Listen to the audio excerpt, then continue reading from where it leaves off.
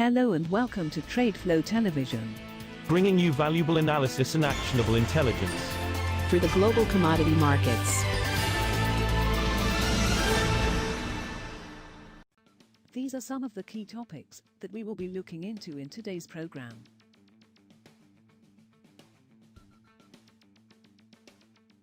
First, let's take a look at the overnight headlines which are impacting the commodity markets.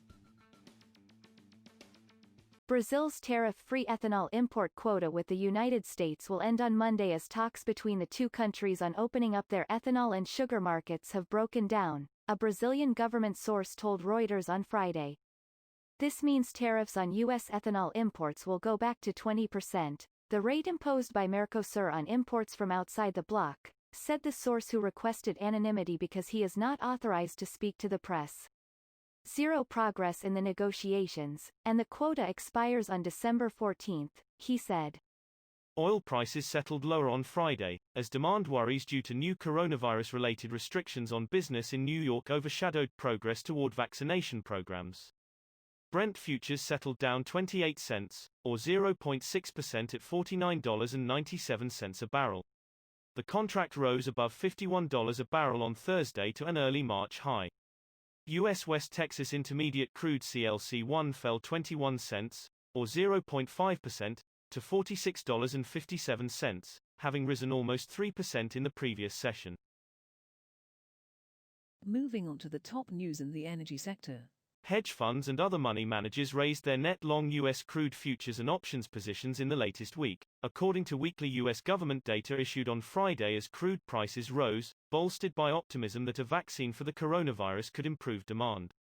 The speculator group raised its combined futures and options position in New York and London by 2,864 contracts to 319,285 during the period ended December 8.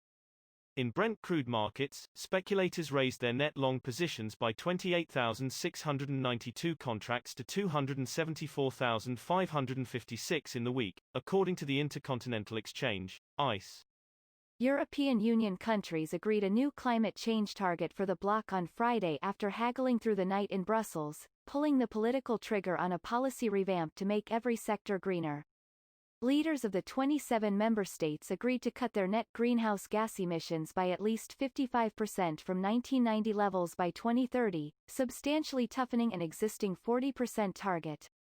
The EU wants to reach net zero emissions by 2050, a deadline that scientists say the world must meet to avert the most catastrophic impacts of climate change. Moving on to metal price moves. 11 gold trading hubs including the United Arab Emirates have declared their support for an initiative by the world's most influential bullion market authority to improve regulation on issues such as money laundering and unethical sourcing of gold. The London Bullion Market Association (LBMA) said on Friday authorities in the 11 hubs had responded positively to a letter it sent last month laying out regulatory standards. The letter, reported by Reuters, said that if any center did not enforce the standards, the LBMA could stop precious metals refineries it accredits from accepting bullion from them. Producers of rare earths, under increasing pressure from their industrial buyers over long-standing pollution issues, are hammering out a single set of global environmental standards, the head of the industry association has told Reuters. Manufacturers of products such as electronic goods and electric vehicles (EVs) are themselves under pressure from consumers to push their suppliers to impose sustainability standards, and some, such as German carmaker BMW, are trying to do without them altogether. We will now look at the top news in the agricultural sector.